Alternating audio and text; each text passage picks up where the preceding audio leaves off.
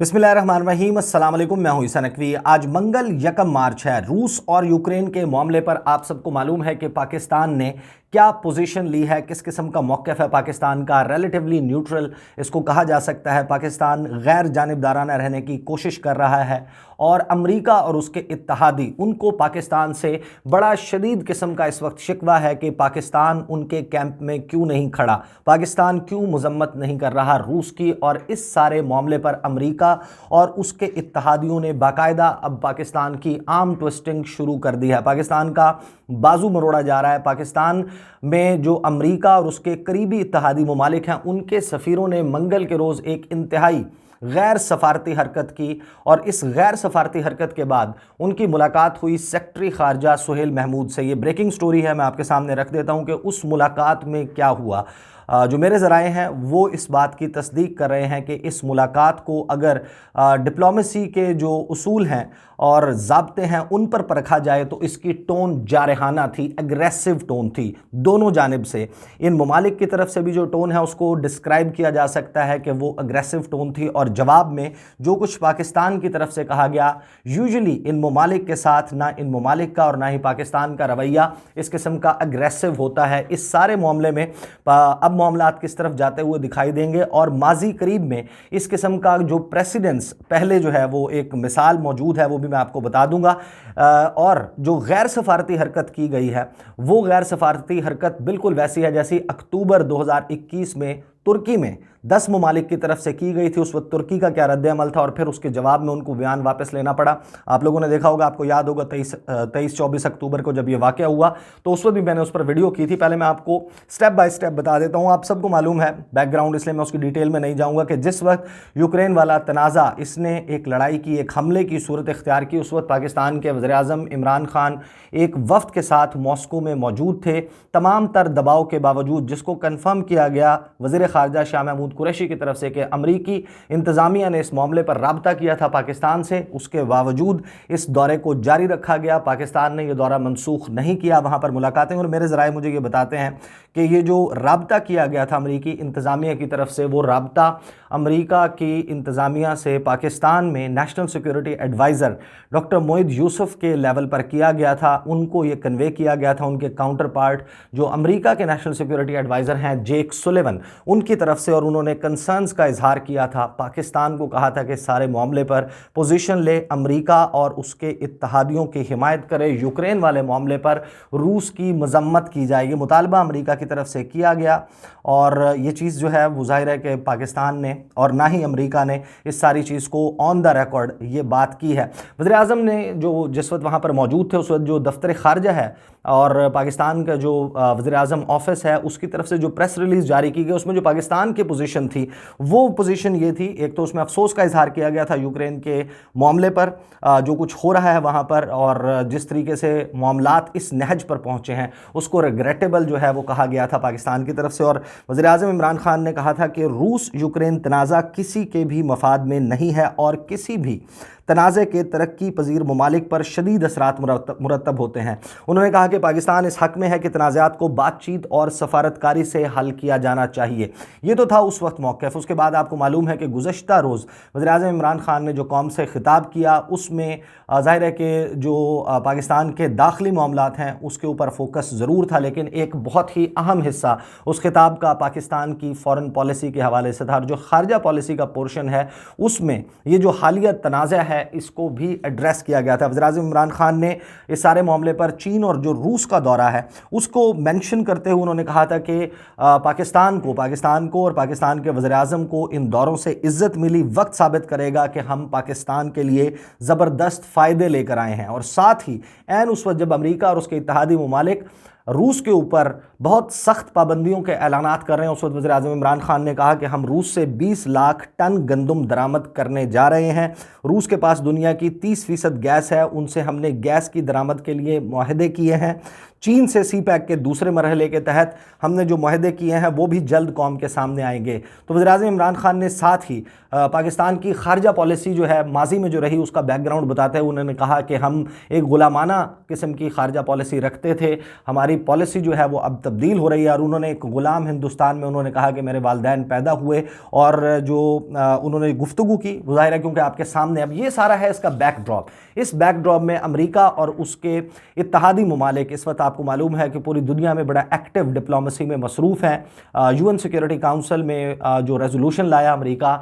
جمعے کے روز، اس ساری لڑائی کے اس طریقے سے فلیئر اپ ہونے سے بالکل اگلے روز، اس دن امریکہ کو اس کے قریبی اتحادیوں انڈیا اور UAE سے بھی فیور میں ووٹ نہیں ملا، انہوں نے ایبسٹین کیا، اور سائیڈ بائی سائیڈ ان کے جو مختلف ممالک میں مشنز ہیں، سفارتکار موجود ہیں، ان کو یہ ٹاسک امریکہ اور ان کے اتحادیوں کی طرف سے دیا گیا ہے کہ آپ اپنی ہوسٹ گورنمنٹس، اپنی میزبان حکومتوں کے ساتھ یہ معاملہ شد و مد سے اٹھائیں اور روس کے خلاف ایک عالمی رائے عامہ بنائی جائے۔ اب اس سارے معاملے پر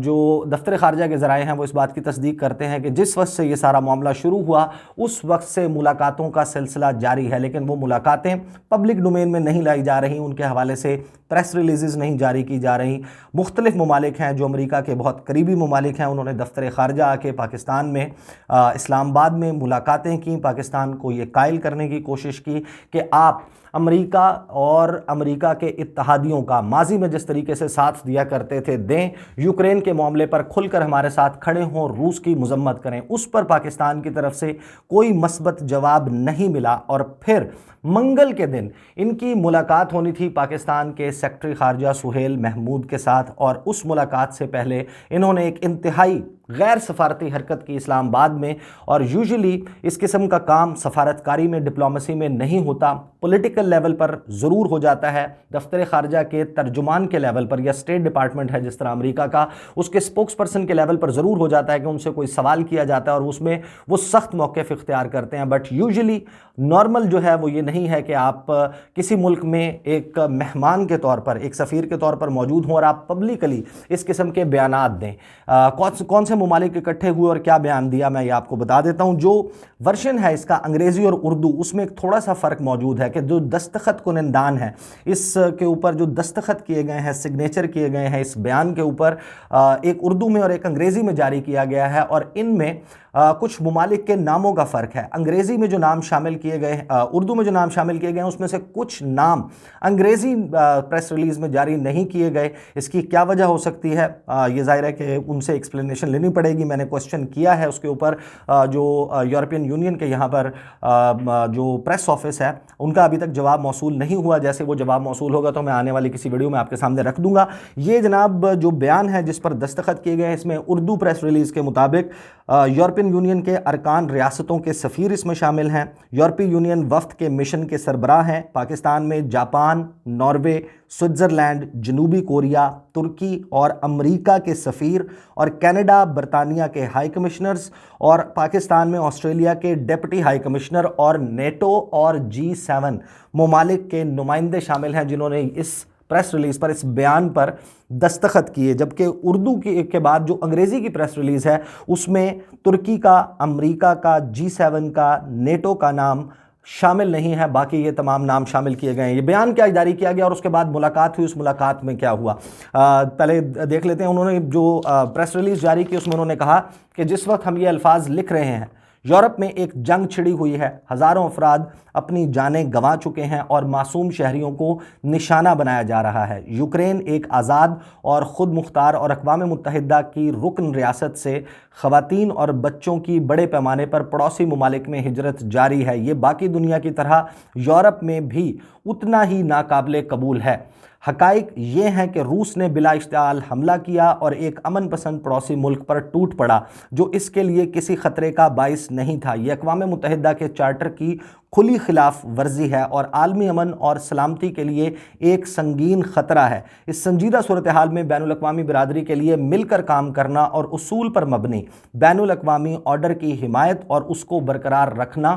ضروری ہوگا۔ 25 فروری 2022 کو اقوام متحدہ سلامتی کونسل کی قرارداد کا مسودہ پیش کیا گیا جسے روس نے ویٹو کر دیا، جبکہ 3 ارکان چین، بھارت اور متحدہ عرب امارات نے رائے دہی سے گریز کیا، یعنی کہ انہوں نے ایبسٹین کیا۔ 11 ارکان نے حمایت میں ووٹ دیا۔ اس قرارداد کا مقصد یوکرین کی بین الاقوامی تسلیم شدہ سرحدوں کے اندر خود مختاری، آزادی، اتحاد اور علاقائی سالمیت کو یقینی بنانے کا عزم تھا، اور یوکرین کے خلاف روس کی جارحیت پر شدید ممکنہ انداز میں افسوس کیا گیا تھا۔ مزید برآں قرارداد میں روس سے فوری، مکمل اور غیر مشروط طور پر یوکرین کی سرزمین سے اپنی تمام فوجی طاقت کو ہٹانے کا مطالبہ کیا گیا۔